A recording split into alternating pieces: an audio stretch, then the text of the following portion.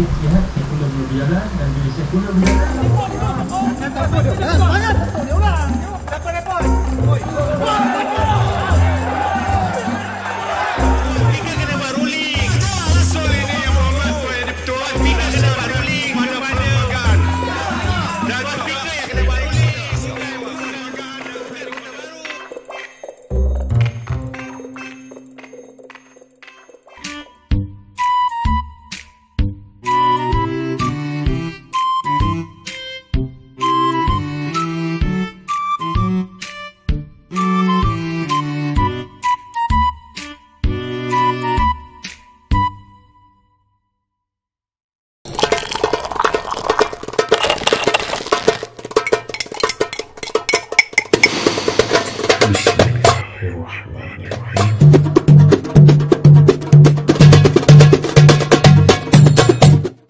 Okey, bismillahirrahmanirrahim. Assalamualaikum warahmatullahi wabarakatuh pada anda di rumah dan di luar sana yang menonton live. Hari ini kita live sekali lagi dalam Sembang Koperasi, relax tapi berisi. InsyaAllah hari ini bersama saya lagi Abang Ali dan juga sahabat saya Acik Eddie. Apa khabar Acik Eddie? Alhamdulillah Ali sihat jadi syukur Alhamdulillah kita dapat bertemu lagi pada malam ni di Sembang Koperasi, relax tapi berisi. Jadi kita dah masuk episod yang ketiga. Cuma format kita pada minggu ni kita secara jarak jauh lah, kita buat sesi melalui Zoom. Sembang Koperasi ni secara Zoom. Jadi kita seperti biasa pada malam ni kita ada tetamu utama kita iaitu Ustaz Nazman. Apa khabar Ustaz? Alhamdulillah sihat. Nampak gambar tak perasan. Nampak insya-Allah. Nampak Cantik background Ustaz. Okey, jadi saya serahkan pada Ali lah terus untuk kita punya program malam ni. Kita teruskan. Ali, apa yang kita nak bincangkan pada malam ni, Ali? Okey, Alhamdulillah. Jadi topik kita pada malam ni, sembang kita masih lagi tentang topik politik, iaitu kita sekarang dalam kehangatan PRU 15. Jadi Sembang Koperasi hari ni kita fokuskan kepada okey, sorotan PRU 15. Jadi kita nak fokuskan kepada analisis kaedah mengundi anak muda. Anak muda macam saya lah kan. Jadi anak-anak muda ni lah kita nak tengok kan macam mana anak muda ni sebenarnya dia mempengaruhi perubahan pemerintahan negara kita ni. Jadi sebelum kita nak mulakan majlis kita pada malam ni, jadi kita nak keberkatan untuk majlis kita ni, kita mulakan dengan bacaan Ummul Quran Al-Fatihah. Auzubillahi minasyaitanir rajim.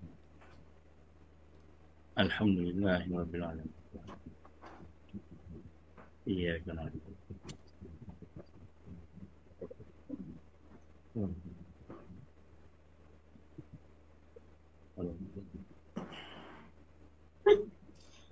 Alhamdulillah.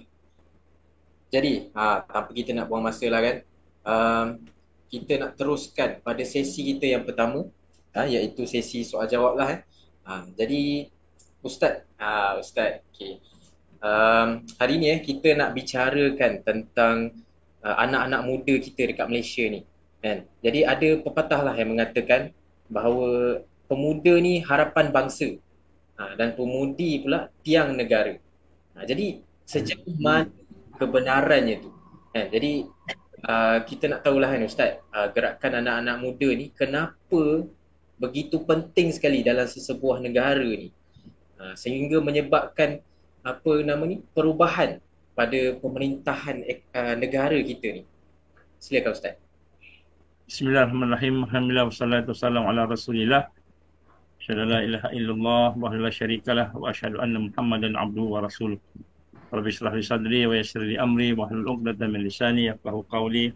Rabbi zidni ilman amma ba'd.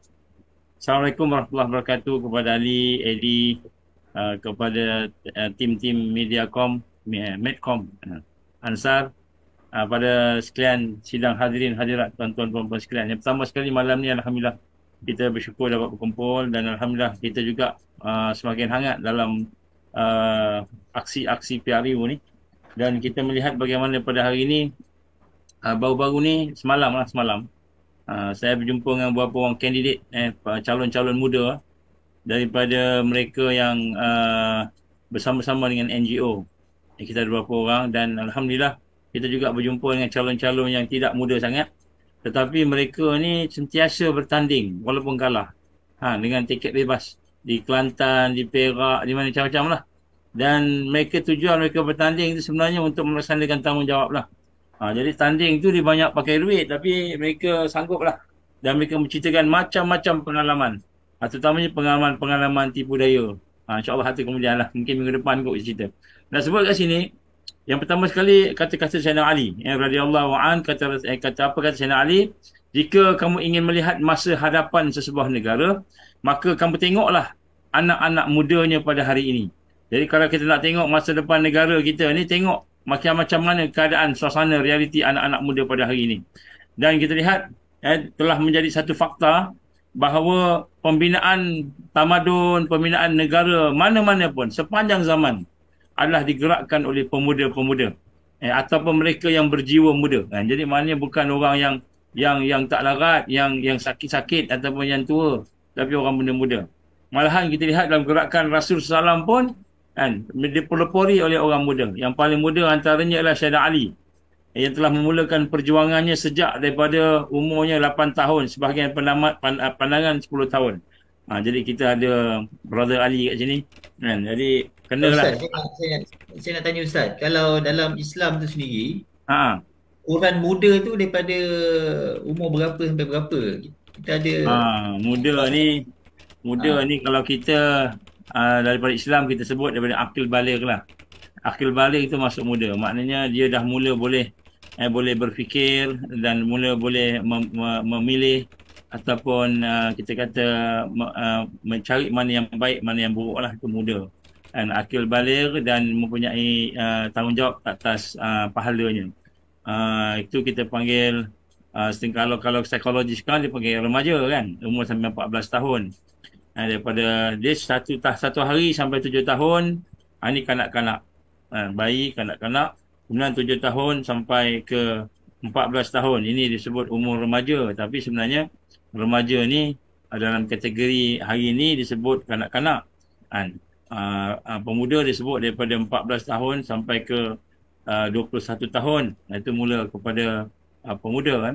Tapi nak sebut sekarang ni daripada kita dalam konteks kita pada hari ini, pakar-pakar psikologi kita mendefinekan dia umur lebih kurang 18 atau 21 tahun sehinggalah umurnya 40 tahun ataupun 39 tahun. Tapi itu adalah fasa-fasa yang kita sebut di dalam kehidupan kita lah. Cuma kalau nak sebut kat sini, kalau kita tengok orang-orang yang berjuang, yang kita kata yang kuat ni, ialah orang muda. Kenapa? Orang muda ni ada satu semangat kegilaan dia panggil. Kegilaan ni bukan maknanya dia gila, dia tak betul, dia jahat, tak. Kegilaan ni maknanya satu semangat yang mana dia boleh melaksanakan sesuatu kerja yang hebat dan besar. Dia panggil, mungkin kita panggil keseronokan yang luar biasa, kegembiraan yang luar biasa, sehingga dia boleh melaksanakan segala bentuk apa ni kita kata perkara yang terbuku dalam hati dia. Jadi ini satu perkara yang kita nak kena fahamlah tentang pemuda ni. Dia semangat. Orang yang bersemangat, yang boleh nak melaksanakan, merealisasikan apa yang terbuku dalam hati dia. Orang yang ada idealisme yang tinggi, tenaga yang banyak, kekuatan dan curiosity, iaitu perasaan nak tahu. Ini semua adalah merupakan satu yang ada pada pemuda. Ataupun pemudi lah, pemuda-pemudi sekali lah kan. Dan satu kesilapan besar apabila kita mahu menghalang idealisme pemuda. Dia ada satu idealisme, kita nak halang dia. Maka idealisme itu akan ditentang. Lepas tu kita nampak pemuda ni macam rebel, macam rebellion. Jadi orang nak lawan. Dia sebenarnya bukan nak lawan. Psikologinya bukan nak lawan. Tetapi idealisme yang ada pada dia itu menyebabkan dia begitu bertenaga nak memenuhi impian dia tadi tu. Idealisme dia tadi. Jadi apabila kita tidak faham akan keadaan dia, maka pada masa itu akan berlaku pertembungan antara golongan tua dengan golongan muda. Kenapa golongan tua bertembung? Sebab tua nak ikut fikiran lama dia. Fikiran lamanya. Bagaimana orang yang hikmah, para hukam, ada ahli-ahli hukamak dia kata, kalau kamu nak menyelesaikan masalah pada hari ini, kamu tidak boleh menggunakan fikiran kamu. Kerana fikiran kamu itu adalah fikiran yang lama. Kena guna fikiran hari ini juga. Jadi realiti lah wakat. Jadi sebab itulah pemuda ni sangat penting dalam pembinaan sebuah negara. Kalau kita tengok dalam gerakan-gerakan Islam sendiri, daripada zaman Rasulullah SAW, semua sahabat-sahabatnya pemuda belaka. Maknanya 39 tahun ke bawah lah. Dia nak sebut kat sini, Sayyidina Ali sendiri dan begitu juga dengan lain-lain. Dan ada antara contohnya kita lihat, apakah perkara yang kita lihat hari ini menjadikan topik yang utama pemuda ini ialah kerana kita panggil dia punya semangat juang dia tu. Semangat gila dia. Gila. Kita sebut gila sebab dia boleh buat apa saja. Dia nak capai benda-benda, dia buat apa saja. Kalau dia nak kahwin dengan seorang tu, dia sanggup buat apa saja. Sampai bawa lari pergi ke Thailand. Tuan-tuan kan. Ataupun sampai peringkat dia buat apa. Merompak pun tak apa. Bunuh pun tak apa macam itu.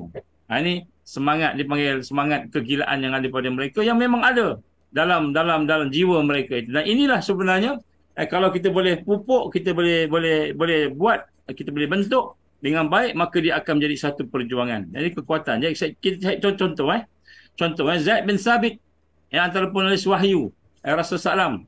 Dia boleh bila Rasulullah SAW mendapat surat-surat daripada Madinah, daripada orang Yahudi. Dia punya surat dia punya apa? Kita tak faham. Rasulullah tak faham. Sahabat-sahabat tak faham. Maka kata Zaid, kamu pergi belajar bukan bahasa Yahudi, bahasa Hebrew. Dia suruh belajar semua kesenian yang ada dalam budaya Hebrew, termasuk apa ni Yahudi, termasuk bahasa. Maka dia belajar keseluruhan dalam masa 17 malam. Dia boleh cakap, dia boleh tulis, dia boleh faham selok belok. Ini Zaid bin Sabit. Orang muda. Begitu juga Usamah bin Zaid.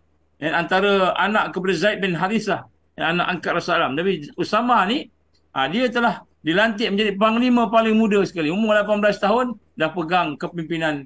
Dan dia berjaya mengalahkan kerajaan Rom, Byzantium di Syria pada masa itu. Dan begitu juga dengan Imam Syafi'i. Imam Syafi'i ni pun luar biasa. Ini kita kata semangat kegilaan ni. Semangat kegilaan yang ada pada pemuda ni hebat dan luar biasa sehingga dia boleh melakukan perkara yang di luar daripada kebiasaan. Contoh Imam Syafi'i. Bagaimana seorang ulama yang mana dia belajar Quran dan telah menghafal Quran ketika umur 7 tahun. 7 tahun dia hafal Quran. 10 tahun dia berhijrah ke Mekah dan kemudian selepas itu dia belajar kitab Muwatta' Imam Malik. Dia boleh hafal semua kitab Muwatta' tu. Kemudian selepas itu dia jadi guru pula, cikgu. Umur 15 tahun, dia dah jadi pakar rujuk.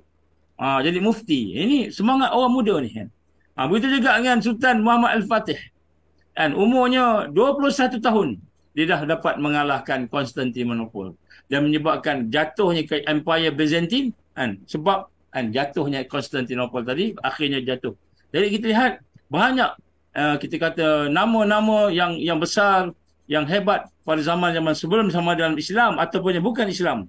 Datang daripada pemuda. Jadi sebab itulah kita lihat hari ini perkara yang penting untuk kita melihat benar-benar tentang apakah yang berlaku sekarang kepada orang-orang muda kita, kerana orang-orang muda ini dengan kekuatan yang Allah beri kepada dia itu mampu membawa kepada perubahan, membawa kepada satu yang menongkah arus. Kalau kita hari ini melihat apa yang berlaku contohnya di Turki, macam mana boleh jatuhnya Turki itu juga dengan gerakan the Young Turks. Pemuda-pemuda Turki yang tak suka dengan apa yang ada pada pemerintahan Empire Osmania pada masa itu. Setelah mereka dihasut, mereka dibina oleh golongan Yahudi, akhirnya mereka melakukan penentangan, revolusi ke atas kerajaan Osmania. Antara asbab besar menyebabkan kejatuhan Osmania. Jadi kita lihat hari ini pemuda juga. Begitu juga apabila Islam telah jatuh dan telah disekularkan Turki itu, ini pun penting juga. Islam dah jadikan Turki sekular. Bila jadikan Turki sekular, maka negara Turki dulu yang hebat Osmania jadi dah tak terkenal dah. Dah tak ada apa-apa. Bila duduk di bawah sekular, Kemal Atatürk ni dia jadi pengikut je. Bukan negara maju, tak diiktiraf sebagai negara maju. Tetapi generasi yang bangun setelah jatuh Islam di Turki itu, mereka telah membawa satu pemikiran, budaya hidup yang menongkah arus iaitu sekular tadi, sehingga akhirnya Turki daripada kosong setelah jatuh daripada Osmaniyah tadi, dan pada hari ini telah menjadi negara yang ke-6 termaju dalam Eropah. Merupakan negara ke-6 termaju di dalam dunia, 16 dalam dunia, dan mempunyai kuasa ekonomi yang besar. Jadi kita lihat siapakah yang mengubah Turki daripada kejatuhan Osmaniyah, dah tak jadi apa-apa, negara yang mundur, bukan negara maju, bertukar menjadi negara yang sekarang ini. Dan kita kata kalau dalam NATO, kekuatan NATO tentera Turki ini nombor 2 setelah Amerika. Jadi siapakah? Ialah orang-orang muda, the young. Ada Young Turks yang jatuhkan Osmaniyah. The Young Turks jugalah sekarang yang membangunkan Islam yang ada di Turki sekarang ini, yang menyebabkan kita hari ini kenal. Kalau sebut Turki, siapa tak kenal Turki? Sebab itulah kita lihat di Turki sendiri, contohnya Erdogan, begitu mengambil berat tentang apa yang berlaku pada orang-orang muda. Jadi sekarang ni pimpinan pelapis. Jadi tak heran. Yang dia kata apa? Kalau aku mati hari ini dibunuh oleh Zionis, maka akan ada ribuan lagi pemuda-pemuda yang akan mengambil alih kepimpinan Turki. Ini pentingnya kita sebut negara banyak orang kita kata orang-orang pemuda-pemuda ni. Sebab itu hari ini kita lihat pemuda kita pula ada macam-macam lah cerita. Sehari kita boleh cerita lah. Tapi nak sebut kat sini kan, pemuda-pemuda kita juga menjadi sasaran kepada golongan-golongan yang memusuhi Islam. Contohnya kita lihat hari ini mereka telah berjaya menubuhkan sekolah-sekolah yang telah mewarnai akidah, pemikiran pemuda-pemuda Melayu kita, pemuda-pemuda Islam kita. Contohnya telah dibuat satu sekolah yang dinamakan sebagai sekolah demokrasi. Kalau kita pernah dengar, Ali pernah dengar ke sekolah demokrasi? Tak pernah dengar. Satu sekolah demokrasi yang telah dibuat oleh sebuah parti politik. Saya tak nak cakap parti apa, tapi gerakan yang di belakangnya adalah gerakan Zionis di negara kita, dan telah melahirkan ramai kita kata pemimpin-pemimpin muda yang kita kenal hari ini, yang jadi orang Melayu kita ni, yang jadi ini, dia kebanyakannya lahir daripada sekolah demokrasi yang telah dimulakan pada tahun 2011.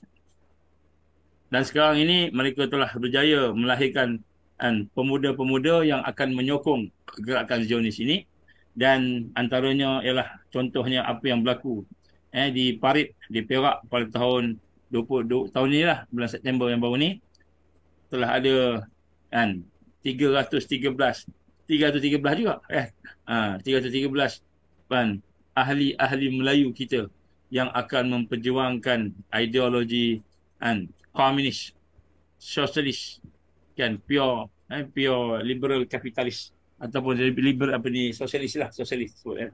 Jadi dah ada dah. Diumumkan di dalam dia punya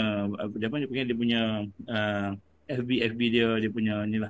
Jadi kita lihat hari ini pemuda sangat penting, dan hari ini malangnya pemuda-pemuda yang ada pada hari ini majoriti terperangkap dengan recording in progress. Perancangan yang jahat yang ada, sehingga kalau kita tengok contohnya dalam tahun 2020 72% daripada lepasan SPM tak mau sambung belajar dah.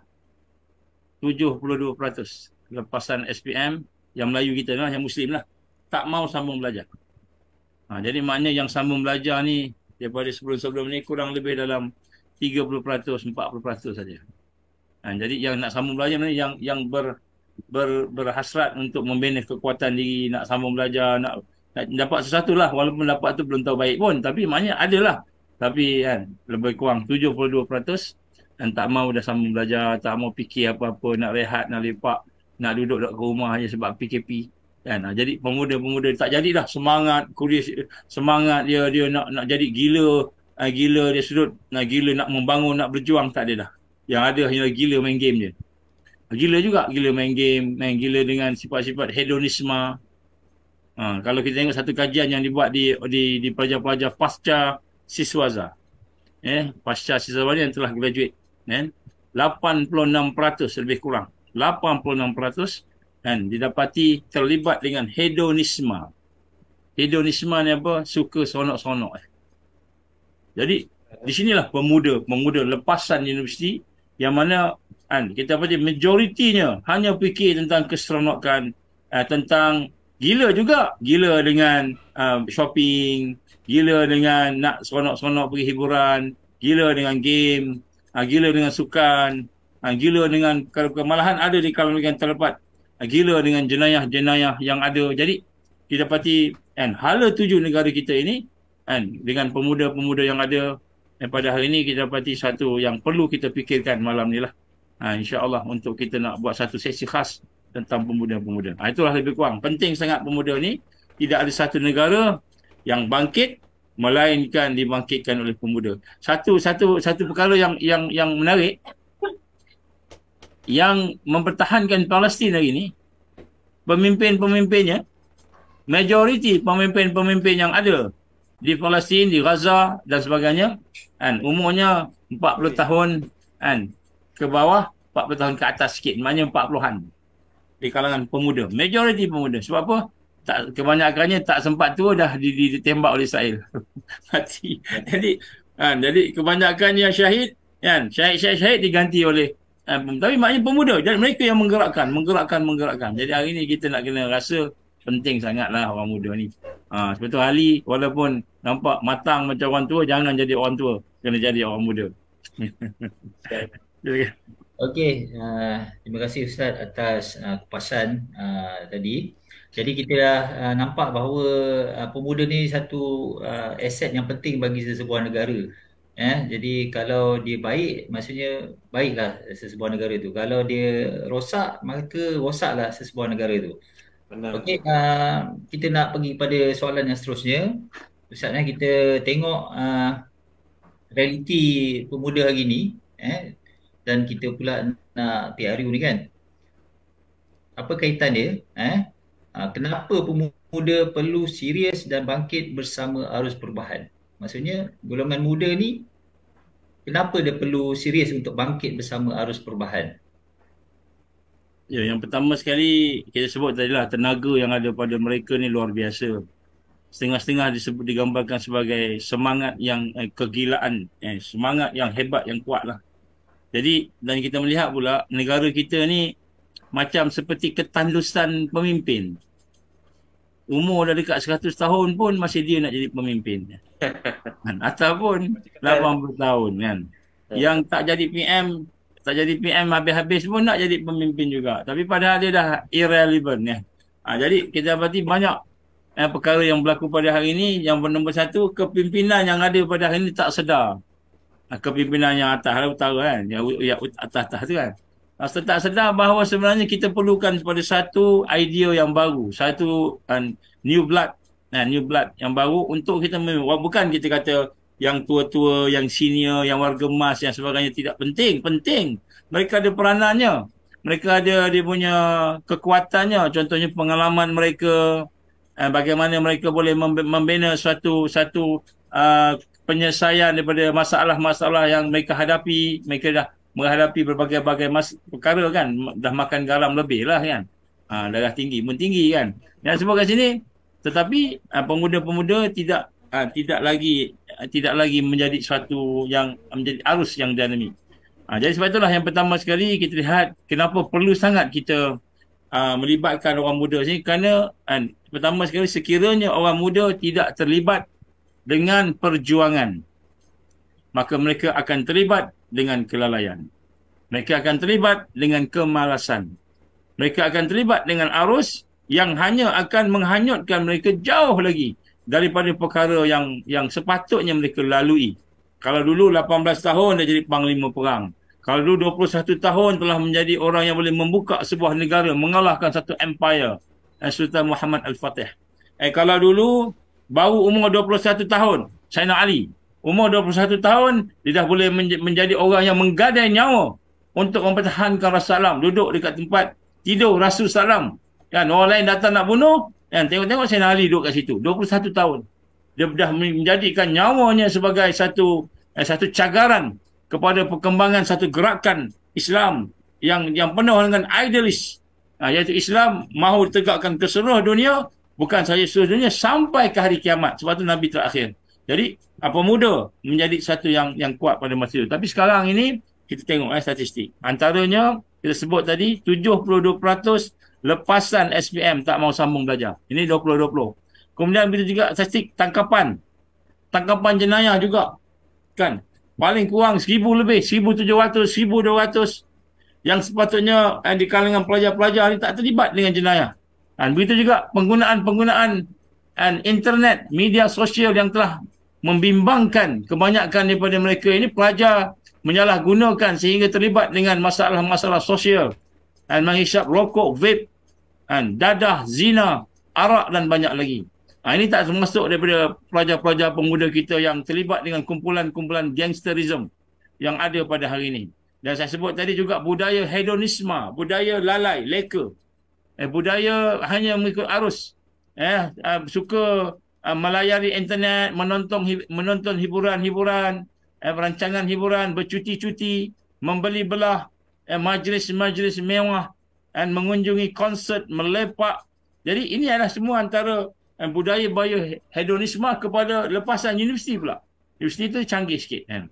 Kalau yang budak-budak yang di luar universiti mungkin merempit, terlibat dengan pergaulan-pergaulan bebas sehingga melahirkan masalah-masalah sosial dan sebagainya. Jadi sekiranya pemuda yang ada pada hari ini tidak kita dedahkan dengan kekuatan-kekuatan persiapan idealisme yang tertinggi iaitu perjuangan.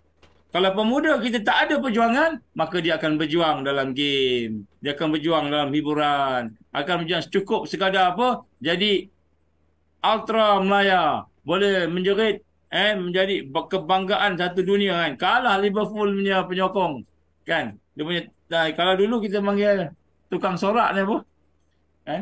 Kalau tukang sorak kita apa ni? Tukang sorak lah. Kan? Jadi maknanya jadi tukang sorak je gitu. Kalau bola sepak ni kita panggil Ultras. Ultras kan. Sekarang dulu dia panggil ada panggilan dia tukang sorak je kan. Jadi sebut sini kita energetik kita, gila kita tadi, kekuatan kita tadi tu kita fokus pada benda lain, bukan perjuangan. Lepas tu sekarang dah masanya. Kerana sekarang dah masanya apa? Kerana masalah yang kita hadapi bukan lagi masalah biasa-biasa, tapi masalah yang luar biasa. Kita nak dijajah oleh antarabangsa. Kita nak dikepung oleh penjahat-penjahat antarabangsa. Kan? Semalam dalam satu perbincangan gabungan majlis peniaga Melayu ataupun Muslim telah menyatakan, dia kata bukan sahaja yang kita dengar sebelum ni iaitu IHR, International Health Regulation, iaitu berkenaan kesihatan. Sekarang ni bisnes pun dia nak kontrol.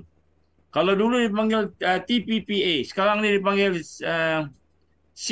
CCT gitu, lebih kurang macam itulah. Yang mana akan ada satu bentuk kawalan perniagaan, perjanjian perniagaan di peringkat antarabangsa yang akan memberi kesan kepada negara kita ini, di mana yang akan menguasai ekonomi dunia dan juga negara-negara yang ada ialah di bawah global elite. Bukan kita kata United Nations lah, global elite. Peniaga-peniaga yang besar yang ada di luar sana yang akan kontrol semua ekonomi dan perniagaan yang ada. Ini berlaku di bidang ekonomi. Di bidang kesihatan kita dah tahulah bagaimana mereka nak menguasai dari sudut perubatan, kesihatan, pemaksaan undang-undang Akta 342 dan sebagainya. Jadi dari sudut sosial pula mereka nak menguasai dari sudut aspek-aspek hedonisme tadi, aspek-aspek liberal tadi.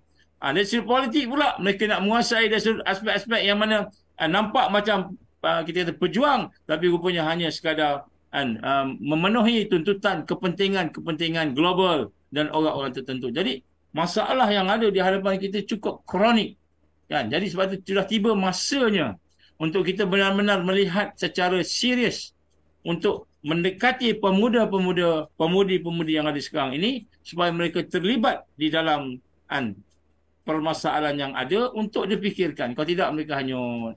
Dan bila hanyut, kata Sayyidina Ali tadi, kamu nak tengok di mana satu negara yang pada masa depan nanti, kamu tengok pemuda-pemudi hari ini. Sebab tu kita kena ajak berfikirlah. Jadi kita ambil kesempatan bersempena dengan PRU ni 15, kita nak ajak pemuda kita berfikir. Tambahan lagi, ramai di kalangan mereka merupakan pengundi yang pertama, the first Pengundi yang pertama. Jadi kita ajak mereka berfikir supaya kan mereka fahamkan masalah negara. Sebelum ni tak terfikir pun kan. Jadi sekarang ni lebih kurang 28-29% pengundi-pengundi baru yang akan berdaftar secara online. Maka mereka akan buat satu keputusan. Jadi dalam keputusan ni maka kita kena dedahkan kepada mereka apa-apa yang diperlukan. Dan bagi muda-pemuda macam Ali pula dan orang yang 39 tahun ke bawah itu kan 18 hingga 39 atau 18 hingga 20 40 tahun tadi, kita nak kena bentang kepada mereka satu konsep perjuangan yang realistik, yang sistematik, supaya kegairahan mereka, semangat mereka, kekuatan mereka itu disalurkan pada tempat yang betul, bukan hanya ikut arus. Hari ini telah dibuat sekolah demokrasi, maka sekolah demokrasi membentuk pemikiran kepimpinan pemuda sekarang. Jadi sebab itulah penting sangatlah untuk kita hidupkan perkara ini supaya kita tidak terus ketinggalan, insya-Allah. Wallahu alam.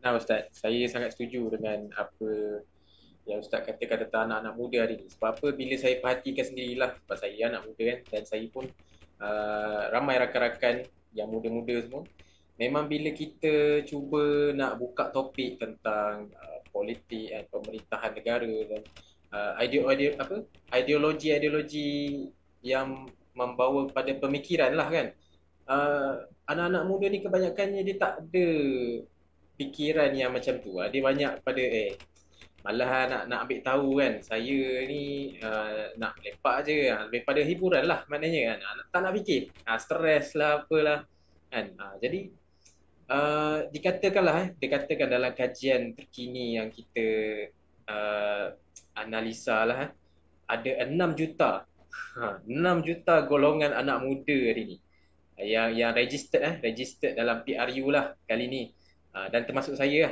pun ada dalam sistem tu. Jadi 80% pemuda ni masih belajar dan 95% telah bekerja. Jadi kita nak minta Ustaz pendapat lah kan, bagaimana analisis peratusan kecenderungan anak-anak muda ni kepada ahli-ahli parti-parti politik yang ada. Jadi dan kita nak tahu kenapa agaknya mereka anak-anak muda ni pilih parti politik tersebut. Sila Ustaz.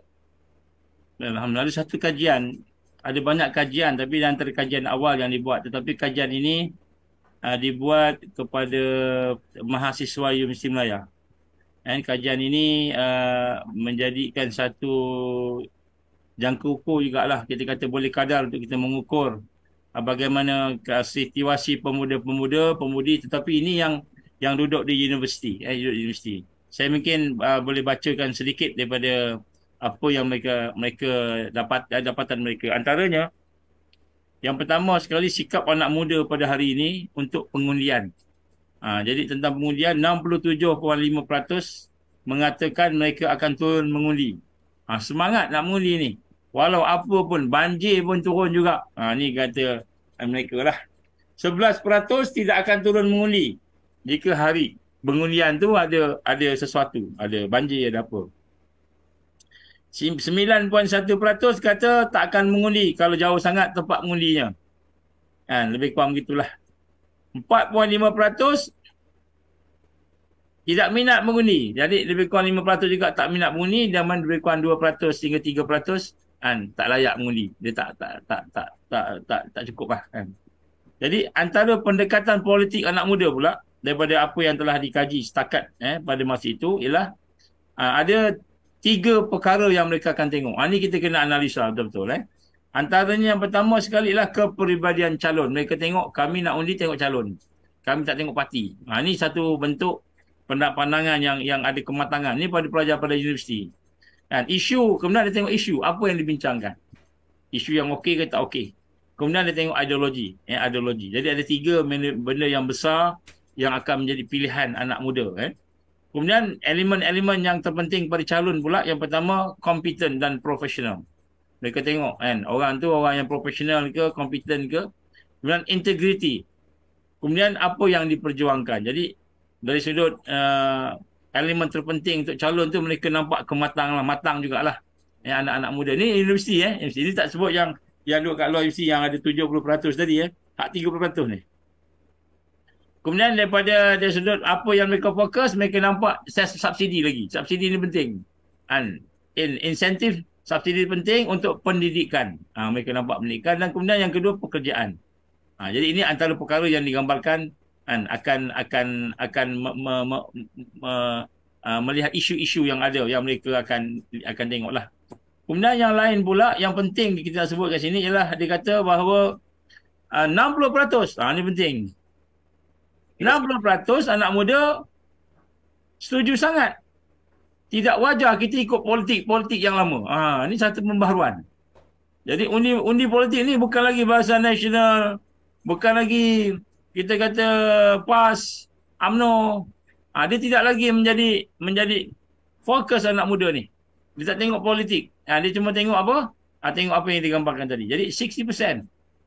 Tapi 40% lagi setuju dengan parti politik lah. Kemudian di kalangan itu pula 46% kata nak buat parti sendiri. Dia dah tak suka dengan parti yang lama. Jadi di sinilah kita lihat, kita melihat bagaimana anak-anak muda kita sudah mula ada pandangan sendirilah. Tapi tak tahu sejauh mana positif kita, itu kena bincang lah kan.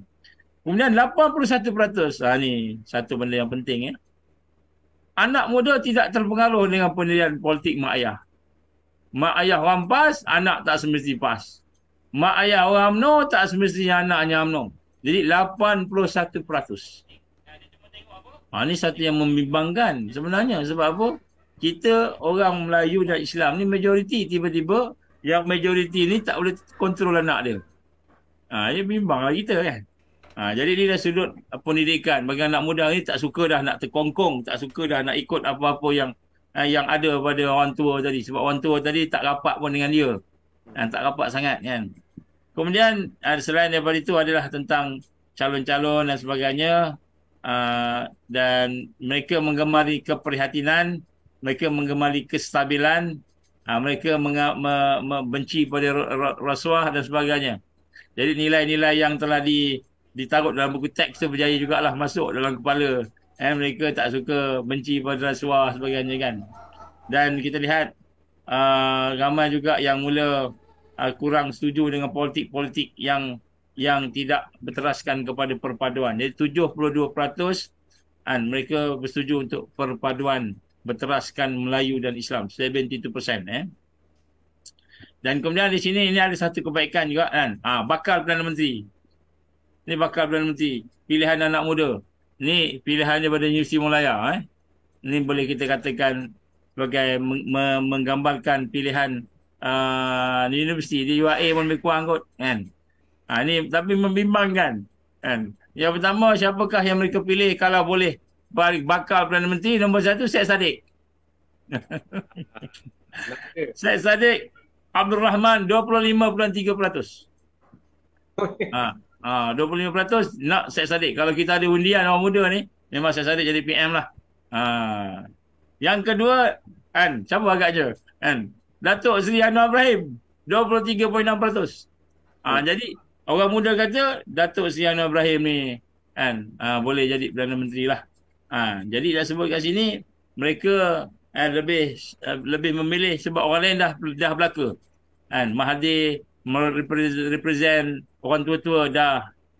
Wahidin represent PN dah. Kemudian orang UMNO dah dan sebagainya, dia nak cuba pula Datuk Seri Anwar Ibrahim.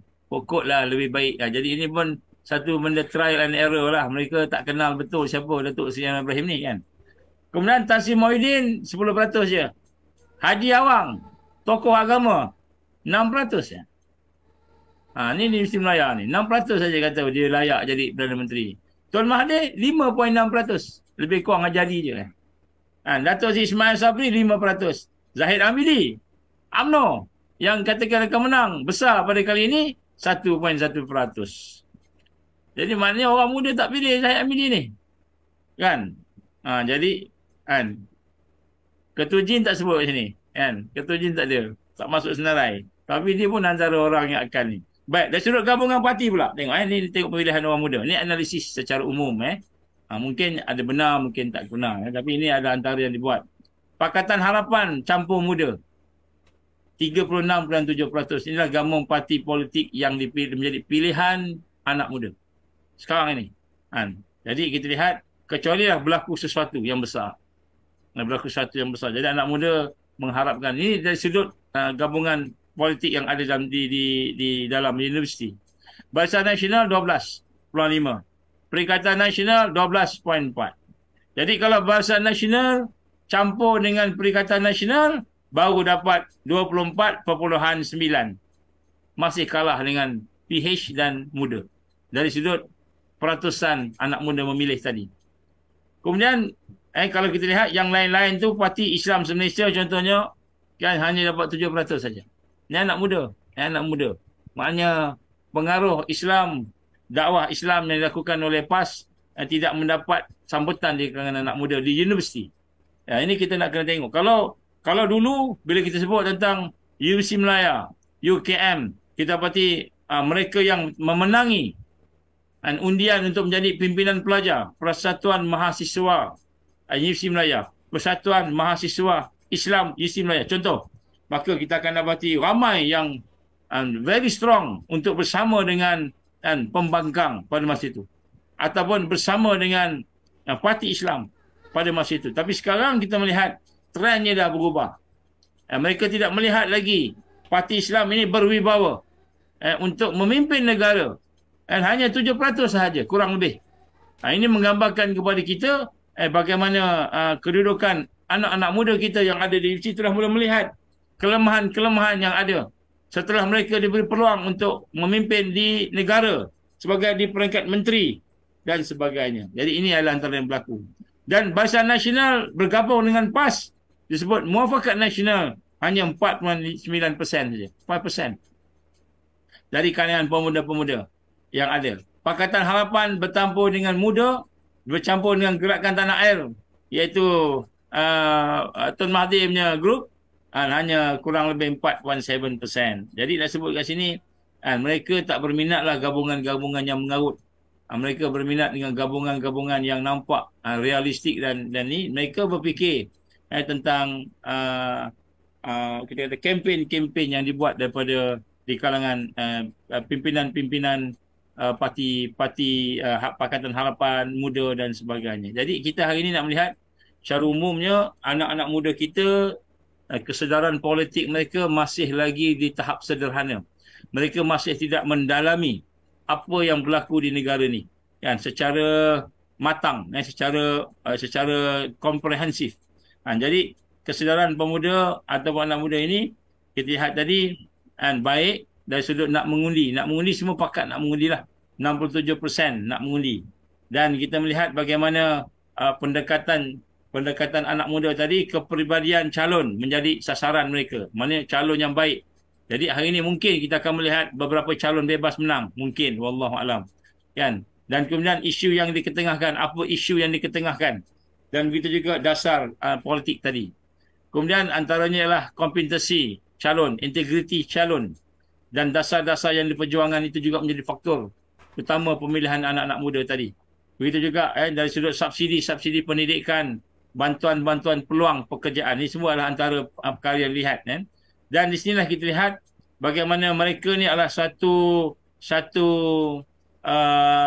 kumpulan yang tidak mahu terikat dengan telunjuk politik yang datang daripada parti-parti veteran, daripada orang tua yang nak menubuhkan atau memimpin kerajaan. Mereka lebih suka kepada kebebasan. Macam kita sebut tadi, sifat mereka ni ada idealisme yang tinggi. Tapi malangnya idealisme itu jika tidak diikat dengan agama, maka dia akan jadi satu idealisme yang tidak praktikal. Kemudian perjuangan juga kita dapati daripada analisa yang atas tadi, kita dapati majoritinya tidak mendaulatkan agama dan bangsa. Mereka tak nampak agama dan tak nampak bangsa. Iaitu tidak menjadi tunjang dalam percakapan mereka. Agama, bangsa ni bukan lagi menjadi dasar kepada pilihan mereka.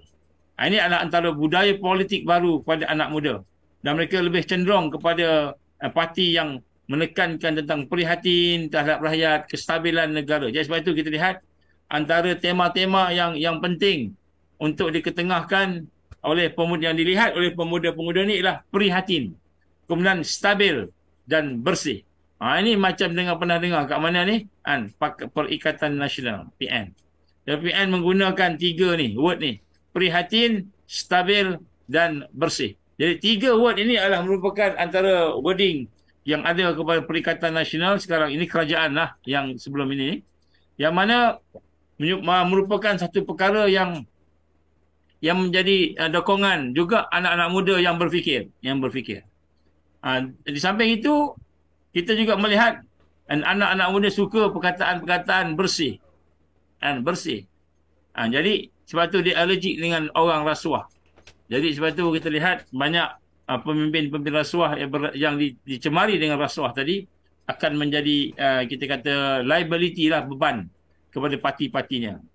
Dan kemudian kita lihat dari sudut ideologi tadi, kita lihat mereka masih lagi berteraskan kepada kestabilan tadi, maka dia ramai yakin Melayu, Islam perlu digandingkan. Tetapi tak semestinya ahli politik itu ahli politik orang Melayu dan Muslim. Jadi kalau kita tengok di sini, realiti anak muda hari ini sebenarnya realiti apa yang berlaku di hadapan kita. Ini adalah peperangan psikologi. Contohnya, kalau kita tengok parti-parti veteran masih lagi bersifat eksklusif. Eksklusifnya UMNO tengok UMNO. PAS tengok PAS. Secara umumnya macam gitu. Dia tidak lagi bersifat inklusif. Tidak lagi bersifat satu yang boleh memberikan satu kita kata keterikatan dengan anak-anak muda. Jadi anak-anak muda tak rasa, bukan anak muda saja, 39 tahun ke bawah tu dia akan rasa bahawa politik yang ada pada hari ini tak boleh pakai. Dia nak sesuatu yang baru, dia nak sesuatu yang bebas, sesuatu yang bersih. Buat semula. Lebih kurang digambarkan tadi kurang lebih 50% ke atas tadi, yang mana mereka nak buat parti politik sendiri. Jadi apabila kita melihat senario analisa secara awal ini yang telah dibuat oleh salah seorang daripada profesor yang ada di Universiti Melaya, dan saya melihat pula satu lagi ini Dr. Muhammad Al-Hanafiyah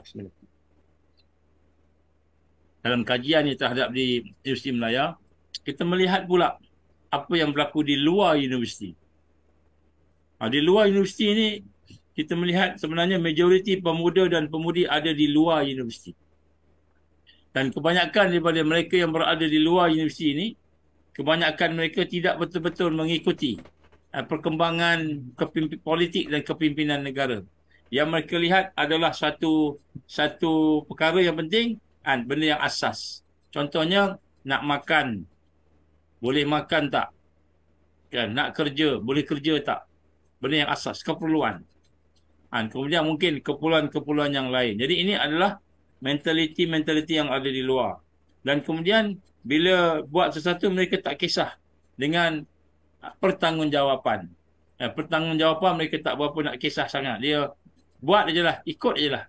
Ini adalah perkara yang berlaku majoriti. Jadi sebab tu untuk kita melihat dengan secara lebih efektif, ialah kita kena melihat sebenarnya apa yang ada di dalam universiti sebagai hala tuju pemuda-pemuda masa akan datang. Ataupun hala tuju negara. Tetapi yang di luar ni, kita nak melihat sebagai dasar ataupun sokongan-sokongan yang akan diberikan. Jadi sebab tu kemungkinan akan berlaku satu perkembangan yang tidak macam dulu. Contohnya Barisan Nasional ingat dia berdapat 2/3. Mungkin tak dapat 2/3. Mungkin dia akan dapat sikit. PH dapat sikit. PN dapat sikit. Jadi masing-masing akan terpaksa bergabung. Maknanya corak kali ni akan sangat berbeza lah. Ya, beza. Sebab kita tengok pemuda-pemuda punya dapatan tadi tu di luar daripada kebiasaan yang sebelum ni. Dan mereka merupakan 29%, pengundi baru lebih kurang 28%. Jadi daripada mereka yang boleh berfikir daripada 39 tahun sampai ke bawah tu lebih kurang 80%. Jadi sebenarnya corak corak kepimpinan yang bakal kita dapat ni ialah akan berlaku satu yang tak kuat lah, semua tak kuat sebab pecah belaka kan. Jadi ini yang satu perkara, dan sekiranya perkara itu berlaku, berkemungkinan kita akan berhadapan dengan sedikit ketidakstabilan dalam negara kita ni.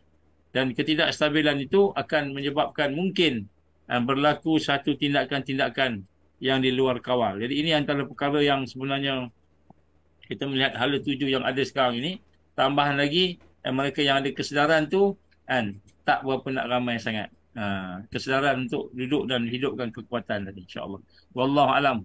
Macam mana Aidi? Okey, apa ni detail Ustaz punya apa ni kupasan mengenai analisis anak muda tapi tu analisis yang dibuat di peringkat universiti lah. Jadi kita nak tengok anak muda yang secara umum secara apa ni orang kata asasnya kita dapati anak muda ni dia dah semakin celik kan. Sama ada dia adalah golongan yang dah celik dengan situasi politik semasa ataupun dia adalah golongan yang masih lagi boleh digula-gulakan. Apa pandangan Ustaz untuk ni lah, dengan situasi kita nak PRU ni, apa pandangan Ustaz? Saya bagi satu contoh kesusahan yang ada pada hari ini menyebabkan antara banyak gula-gula yang diberikan tu menjadi seperti apabila KJ memberikan tablet kepada pelajar-pelajar UiTM dan pelajar-pelajar yang bersangkut dengan pendidikan baru-baru ini di Sungai Buloh. Tempat dia bertanding, dia bagi tablet. Walaupun program tu program kerajaan daripada semula, tapi dia bagi ketika pengundian, dia bagi pada anak-anak muda tablet. Jadi setelah perkara ini kita highlightkan dalam perbincangan yang sebelum ni, tiba-tiba bersuara pula Datuk Seri Zahid Hamidi. Dia kata kalau dia jadi PM, dia akan apa dia panggil, bagi komputer, bukan tablet, komputer lagi besar lagi. Dia akan benar, bukan hanya pada universiti, sekolah pun dapat, cikgu pun dapat, kata Zahid Hamidi. Jadi maknanya budaya bagi gula-gula ni memang masih ada lagi. Dan kenapa dia bercakap begitu? Kerana dia nampak kesannya tu. Maknanya majoriti yang ada ni masih lagi hajat kepada sebab apa? PRU 15 datang. Kan? Masing-masing mengundi. Habis mengundi, hilang. Dia nampak ni biasa. Hilang. Tak ada apa dah. Jadi, aku tak dapat apa-apa. Jadi, kalau aku dapat sekarang, dapatlah sesuatu. Sebab tu saya nak menyatakan di sinilah. Malam berjumpa dengan seorang ni wakil rakyat. Bukan wakil rakyat. Dia calon bebas. Daripada Kelantan. Dia pernah bertanding di Kelantan. Sekarang dia akan bertanding di Kelantan. Dan dia akan bertanding di Kuala Kangsar sebelum ni. Parlimen dan DUN. Dia bertanding sebab dia rasa dia nak kena lawan. Benda tak betul. Kalah, menang, belakang dia. Kalah dalam tangan. Menang, bonus. Dia kata apa? Contoh. Dia kata, ini dia punya pekerja ni, staff dia ni, yang tolong kempen, jadi pencadang, jadi pencalon dan sebagainya tadi. Pacar dia dan sebagainya tadi. Dia kata, hari pertama semua boleh. Boleh. Masuk hari kedua, saya minta maaf lah. Dia kata, saya tak boleh, sekian. Satu kampung boikot saya, sekian. Kemudian, dia pun sebut, ada yang sampai peringkat mengadu kat dia. Dia kata, kami akan bagi RM150. Kamu undilah. PAS contohnya. Undi PAS, contohnya. Tapi contoh ni contoh benar kan. Undi PAS, RM150 kami bagi, dia kata. Lepas tu macam mana cara baginya? Bila masuk ke dalam tempat mengundi, kan? Kemudian bagi kertas mengundi tu, bila mengundi tu, pangkah kat parti yang dia nak tadi tu, ambil gambar. Lepas tu, tunjuk send kat orang tu, Kan dah undi ni. Lepas tu dapatlah RM150.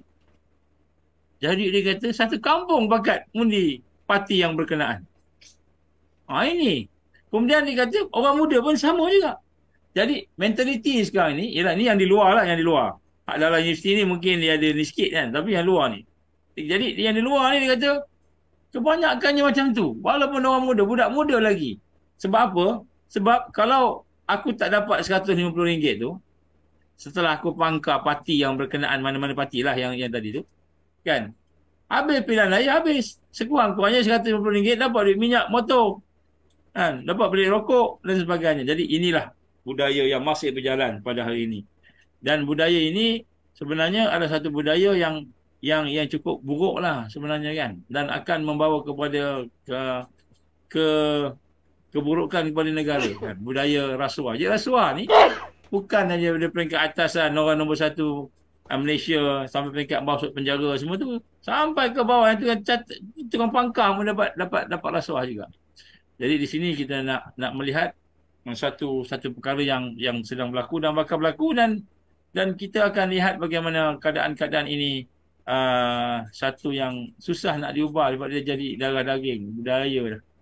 Tak tahulah Ali dapat 150 ni. Ali tak undi, pernah undi ni? Ya, tahun ni baru nak start mengundi. Undi pertama lah ni. Undi pertama, masya-Allah. Ali mengundi kat mana kali ni?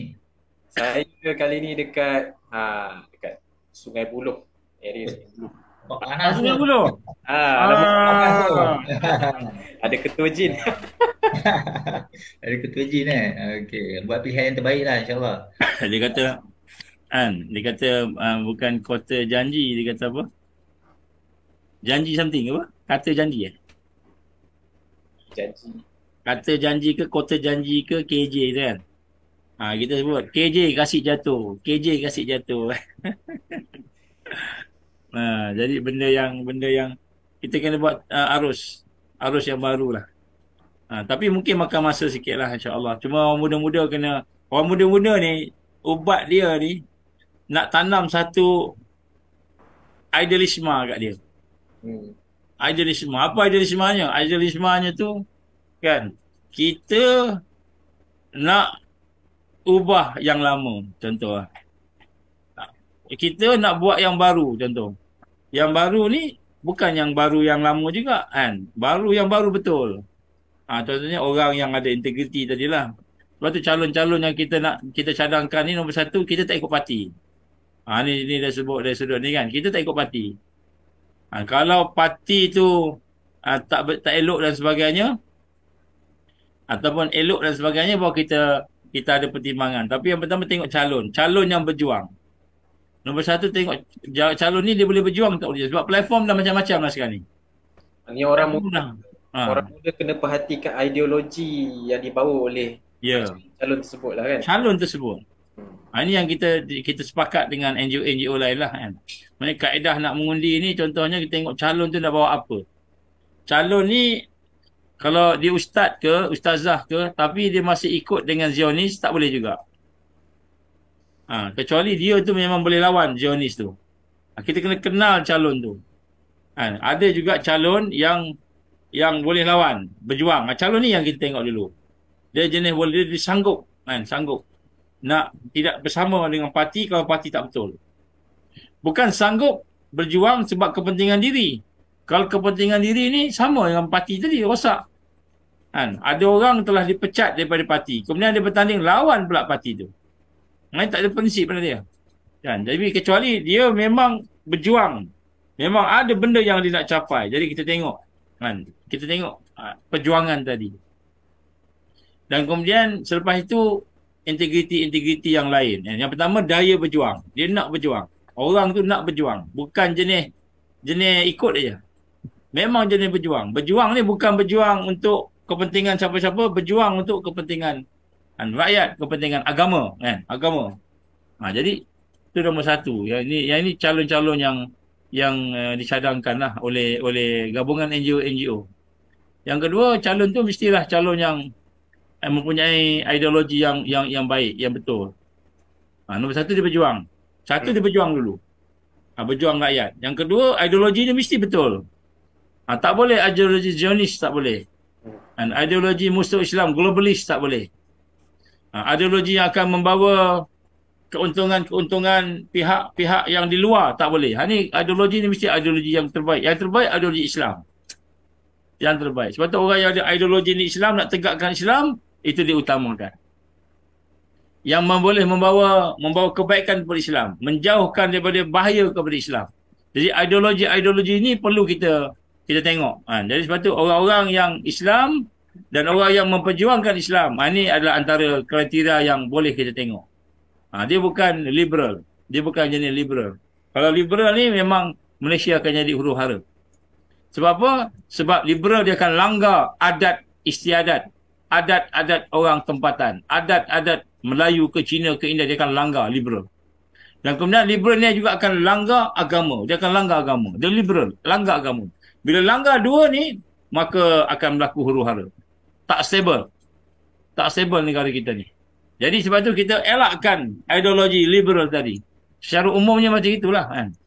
Jadi kalau ideologi yang boleh membahayakan negara, seperti ideologi di belakangnya ada komunis, di belakangnya ada sosialis, yang di belakangnya ada Zionis, yang mana memang kita nampak ada, maka yang ini kita kena lawan dia. Jadi ideologi ni sangat penting. Sebab tu hari ini kita nak kembali patah balik kepada ideologi Islam. Ideologi yang sebenar, yang sebenar. Jadi kalau kita ada hak tu, alhamdulillah. Kalau tak ada, kita tak payah pilih pun tak apalah macam tu kan. Jadi kemudian yang seterusnya, yang ketiga ialah yang keempat adalah kita melihat kepada bagaimana hala tuju dia tu, adakah hala tuju dia tu dekat dan rapat dengan rakyat, adakah dia ni mesra rakyat, macam itu. Mesra rakyat. Mana ideologinya mungkin bagus, tapi dia ni mesra dengan parti. Lebih daripada mesra dengan rakyat. Mesra dengan agama. Dia lebih dengan parti dia daripada mesra dengan agama.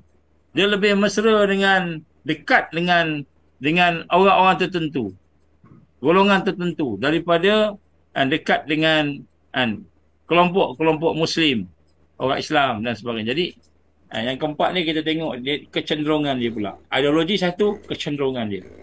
Mungkin ideologi dia betul dah, tapi kecenderungan itu kecenderungan yang sebenarnya membahayakan Islam, rakyat. Tengok dia, tengok parti betul-betul, parti, dan kemudian dari situ kita boleh buat keputusan. Kemudian yang kelima ni, akhir saya nak sebut sini lah, yang kelima ni. Dia ni kalau ada masalah dia buat apa? Kalau dia ada masalah, dia mengadu kepada manusia dan sebagainya, maka dia antara orang yang tak guna dan tak boleh jadi pemimpin.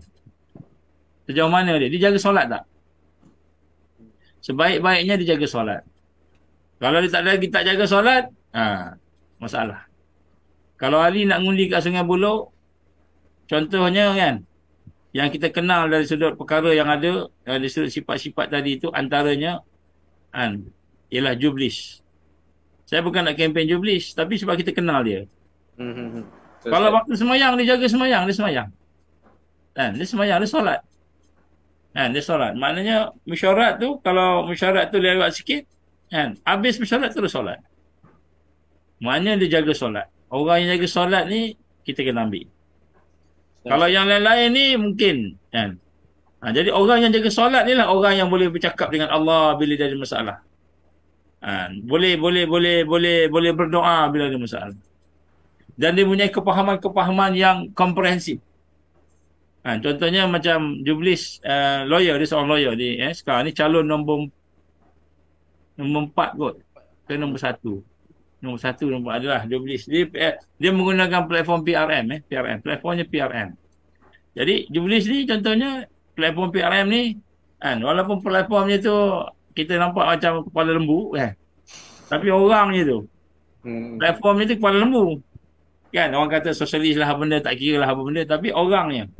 Dia semayang, dia jenis salat, dia jenis prihatin, dia ada memahami tentang New World Order, dia faham. dia pun membangkang tentang New World Order ni. Jadi orang ada kepahaman macam ni lebih baik daripada orang yang just ikut je, follow parti cakap, follow apa yang orang lain cakap, tak tahu apa-apa. Maknanya dia ada stand dia sendiri lah kan Ustaz. Ya, Dia ada stand dia sendiri lah kan. stand. Dan stand dia sama dengan orang yang memang melihat prihatin dengan masalah rakyat. Ini contoh. Kalau contohnya satu lagi, contoh di Raup. Ni sekarang ni Raup ni kan, ada berbagai parti yang bertanding. BN, PN,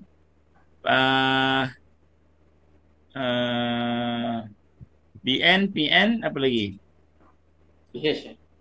PH, satu lagi Gerakan Tanah Air, ada 4. Ini contoh. Contoh. Jadi daripada 4 ini, 2 Cina, MCA, BN dan DAP, PH. Kemudian satu lagi PN bersatu, Datuk Nizam, Fakhrul Nizam. Dan kemudian yang Melayunya GTA. GTA ni parti Melayu lah, orang Melayu lah. Daripada 4 ni, ni saya nak dedahkan. Ini kita maklumat yang kita dapat. Dua ni, MCA dan juga DAP bergabung. Semua Cina akan memberikan undian kepada DAP. Ini di Raup. Jadi MCA, BN pun akan bagi pada DAP. Dia nak maintain DAP punya ahli parlimen Cina daripada Raup. Dan kemudian yang Melayu pula pecah. Melayu ada UMNO, BN. Melayu ada PAS, PN. Dan Melayu ada Bersatu, PN. Dan Melayu ada juga GTA. Jadi sekarang ni yang GTA nak kacau je. Ni daripada Tun Mahathir, nak kacau je. Dia tak ada orang sangat pun. Jadi sekarang ni daripada 4 pilihan tadi, calon tadi, 4 calon, kita dapati bangsa Cina ni dia telah turun sampai Dragon 8 turun. Dragon 8 turun. Untuk memastikan Cina solid. India solid bersama DAP. Dan kemudian yang Melayu kita ni pula ada 2. Satu PN, satu GTA. GTA ni memang tak ada apa sangat. Tak ada groundwork juga. Dia yang ada parti dan ada ni sajalah. Jadi PN ni Datuk Fakhrul Nizam. Datuk Fakhrul Nizam ni walaupun dia PN bukan bebas, tapi kita kenal dia. Kita kenal dia sebab apa? Dia bersama-sama dengan rakyat. Walaupun tidaklah perfect, tak ada orang perfect pun kan. Siapalah yang tak ada kesalahan kan. Tapi nak sebut kat sini seperti Jupri pun tak ada siapa tak ada kesalahan, ada kesalahan, kelemahan. Tapi dia bersama. Dia bersama. Jadi kita lihat sini yang dia nak lawan ni ialah orang yang memang nak sosialis dan komunis, dan kemudian orang yang menentang bahasa tulisan Jawi. Orang tentang tulisan Jawi. Jadi dia pakat, DAP akan pegang MP. Ini dia pakat. DAP akan pegang MP Raup. Dan kemudian MCA akan dibagi senator. Dia akan bagi senator untuk masuk di dalam Dewan Negara. Sekurang-kurangnya.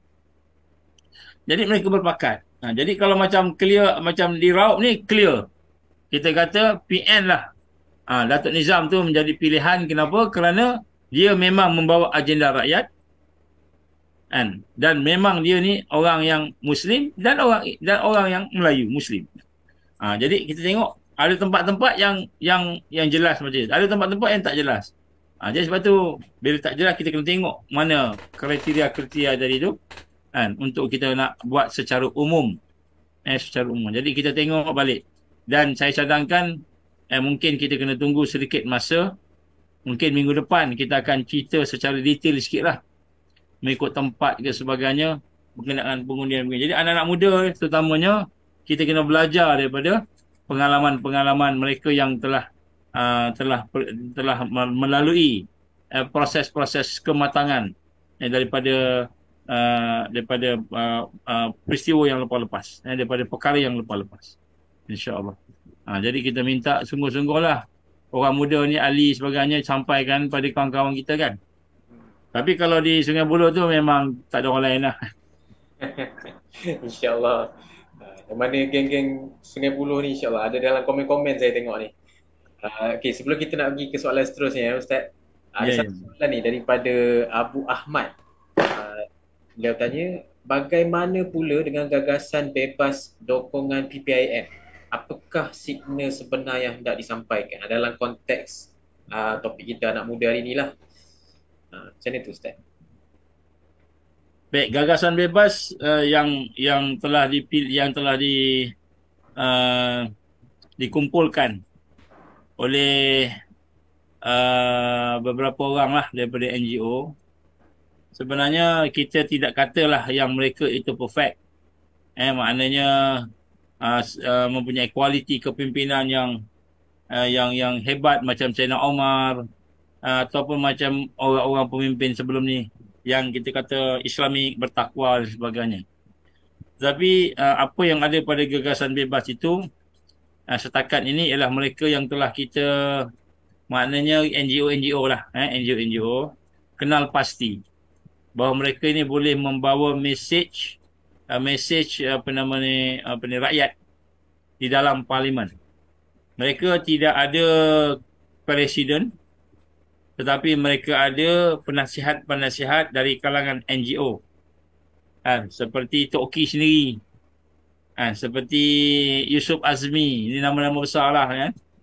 Dan juga NGO-NGO lain lah, yang telah menyatakan secara jelas sekiranya mereka bebas ini, gagasan bebas ini, tidak melaksanakan tanggungjawab sebagai pemimpin yang baik, maka mereka sendiri akan pergi bawa rotan dan bawa kayu untuk pukul masuk tong sampah. Dan mereka yang berada dalam gagasan bebas ini, setakat ini saya tak jumpa semua dia cakap macam gitu kan. Bersetuju. Maknanya akan ada pemantauan daripada rakyat, iaitu seseorang yang tidak boleh memaksa. Maknanya dia ni ada prinsip dan tak ada orang atas yang akan ada kepentingan-kepentingan dia. Contohnya macam ada presiden parti, ada parti. Dia ada prinsip, dan prinsip dia tu mesti bersama dengan gagasan NGO ataupun gagasan rakyat tadilah. Jadi ini perbezaan dengan yang lain. Jadi sebab itu bagi mereka yang telah dicadangkan tadi di bawah gagasan rakyat, telah pun sebahagian diumumkan oleh PPIM lah kan. Jadi ini semua adalah merupakan satu usaha untuk memecahkan monopoli dan kuasa buli oleh presiden-presiden parti ke atas kan calon-calon. Jadi kalau calon yang ada, presiden parti yang bagi, parti yang bagi. Jadi dia kena ikut kroni dia punya line dia. Tapi yang ini line-nya itu NGO. Jadi NGO ni pula, Tok Ki kata apa? Dia kata kita dah 25 tahun dah. 25 tahun dia kata kita dah berusaha membantu rakyat dan sebagainya. Tak ada pun kepentingan untuk nak ambil kuasa. Tok Ki pun dia tak nak bertanding. Dia bukan nak berkuasa, dia kata. Cuma dia nak tengok. Jadi ini disebutlah. Dan saya setujulah bila disebut macam itu, maknanya kita ambil lah yang kita kata tidaklah terbaik, tetapi yang lebih baik lah daripada yang buruk-buruk tu. Jadi itu gagasan bebas. Jadi sebab tu dalam hal ini, bagi mereka yang boleh mengundi, saya gesalah supaya undi mereka yang ada jiwa perjuangan, yang jelas, yang ikhlas, supaya apa sahaja yang mereka buat itu tidak dikongkong oleh kepentingan parti. Saya bagi satu contoh lah. Tapi contoh ni sensitif sangat. Tak apa, teruskan Ali. Contoh sensitif sangat. Sensitif, okey, tak apa Ustaz. Okey, kita punya masa pun dah semakin dekat habis rancangan. Jadi boleh kita ni satu lagi last soalan, boleh Ustaz? Boleh insya-Allah. Okey. So kita pun tadi dah dengar tentang anak muda yang mula menceburkan diri dalam politik kan. Jadi adakah suara mereka ni cukup lantang, dan paling penting adakah mereka benar mampu melunaskan tanggungjawab mewakili rakyat? Macam kita dengar tadi ada golongan muda yang nak jadi PM kan. Jadi apa pandangan Ustaz? Jadi sebenarnya golongan muda ni banyak yang memerhati lagi. Dia banyak perhati, dia tak banyak yang banyak ke depan ni. Sorry to say, no. Minta maaf lah saya cakap. Ramai yang ke depan ni yang lebih kurang aja dengan yang tua-tua tu. Walaupun nampak dia muda tapi lebih kurang perangai dia, kan, ideologi dia lebih kurang. Jadi yang masih melihat ini, yang sebenarnya yang ikhlas ini masih melihat, banyak melihat daripada jauh. Belum lagi sampai. Tapi walau bagaimanapun kita kena buat satu perubahan. Sebab tu saya sebenarnya lebih berminat untuk bawa balik orang muda kita ni kepada idealisme yang telah dibawa oleh Rasulullah sallallahu alaihi wasallam. Kita kena kempen semula. Kita kena bentuk semula, kena dakwah semula. Supaya kan anak muda kita ni dia ada idealisme dia tinggi. Macam apa dia idealisme Rasulullah sallallahu idealisme Rasulullah nak bawa keadilan, keamanan, kan, kekuatan, ketakwaan, yang paling penting sekali kebenaran Allah di atas muka bumi ni. Maknanya kita ni nak berdepan dengan cabaran yang cukup besar. Cabaran-cabaran ni contohnya cabaran daripada globalis. Kita akan berdepan dengan globalis ni. Kita akan berdepan dengan kesusahan-kesusahan di masa akan datang ni. Jadi politik ni dia akan berubah ni. Kalau di Amerika, di contohnya di Eropah, banyak ahli politik dah mula, orang-orang muda-muda yang masuk, yang mula berminat dengan Islam. Cerita pasal Islam.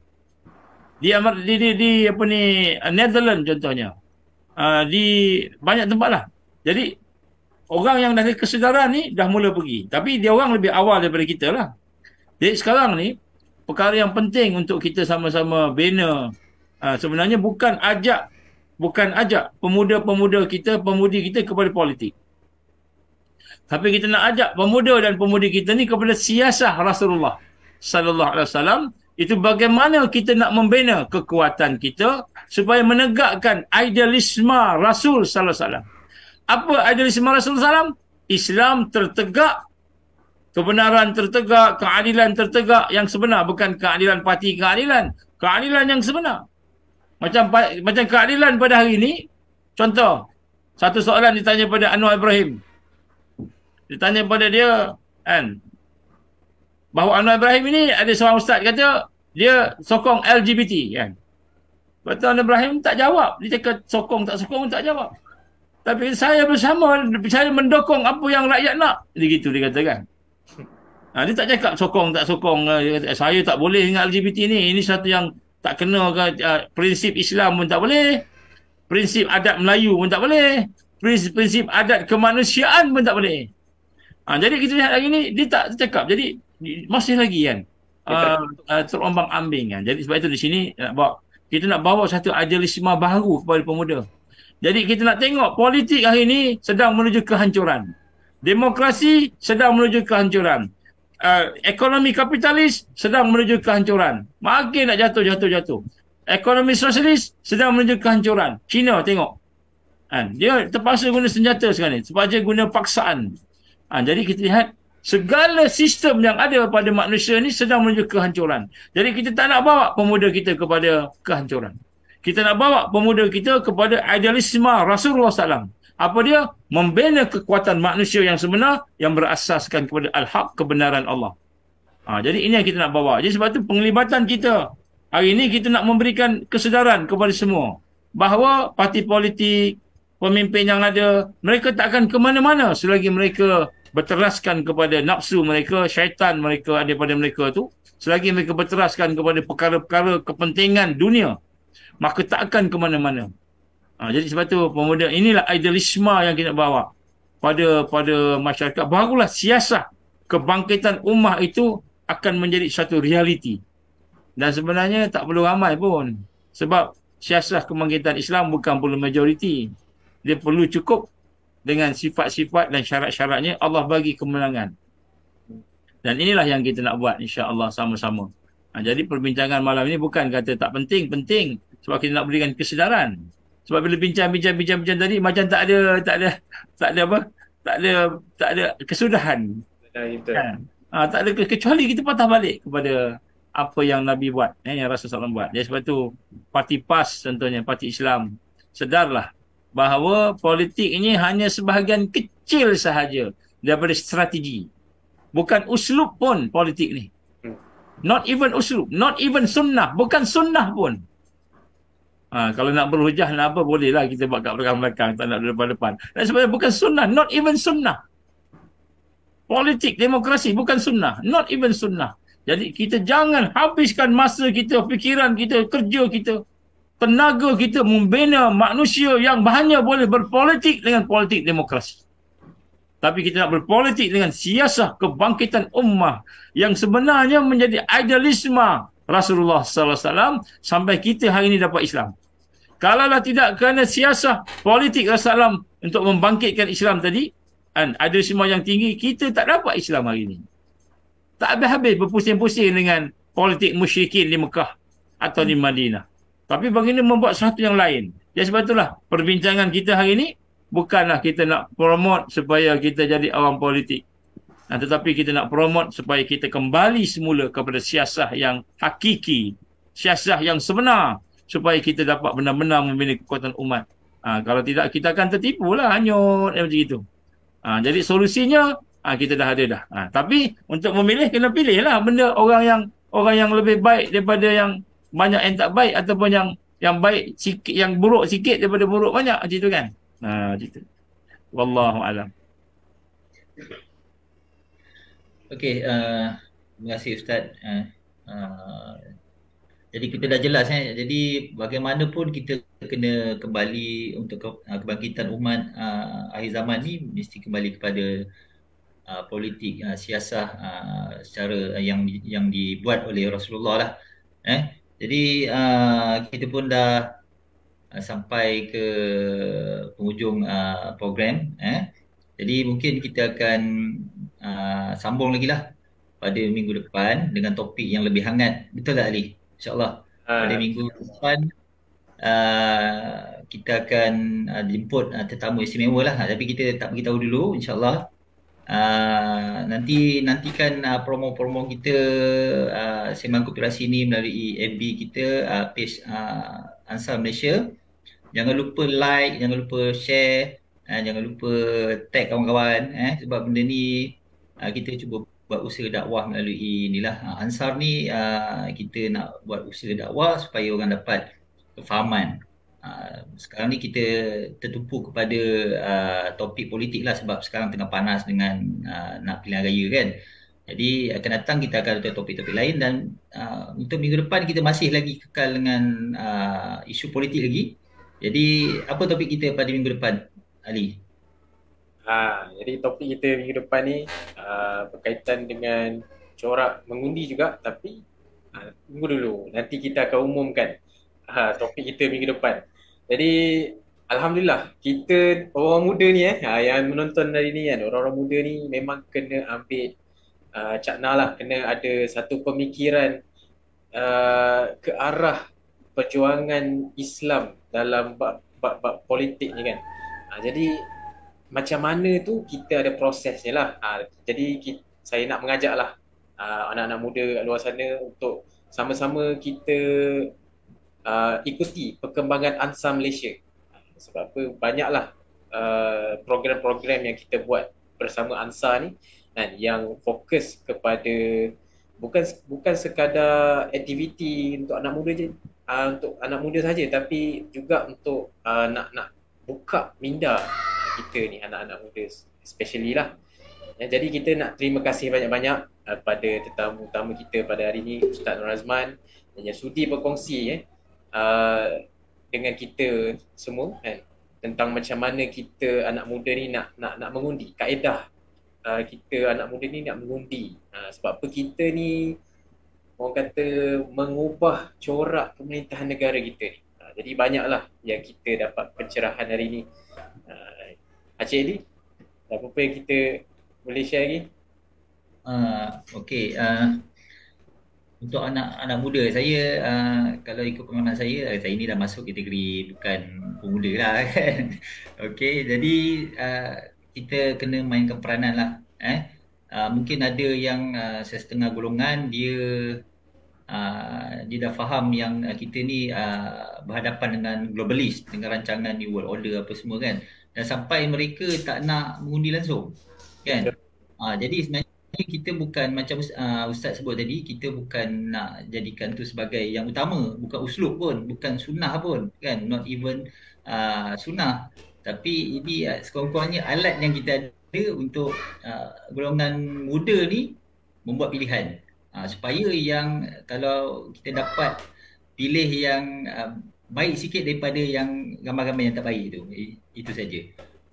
Okey, jadi saya nak ucapkan terima kasih kepada Ustaz untuk malam ni, dan insyaAllah kita akan jumpa lagi pada minggu hadapan, hari dan waktu yang sama, hari Rabu 9 suku malam, dengan topik yang lebih panas lah insyaAllah pada minggu depan. Jadi kita akhiri kita punya sembang koopirasi santai tapi berisi pada malam ni dengan tasbih kifarah dan juga surah Wal-As. Subhanakallahumma hamdika asyhadu an la ilaha illa anta astaghfiruka wa atubu ilaik. Bismillahirrahmanirrahim. Wal 'asri wal insani walladzina amanu. InsyaAllah Cik, sebelum kita nak tutup ni, saya nak bagi tahu satu benda. Okey, jangan lupa subscribe Ansar TV di YouTube. Ikuti kami dan set notification supaya tak terlepas lah dengan sembang koopirasi yang seterusnya ni, insya-Allah. Baik, terima kasih. Okey, terima kasih semua, Ali, Ustaz, okey, dan juga kru di belakang tabir. Assalamualaikum warahmatullahi taala wabarakatuh. Assalamualaikum. Lagi.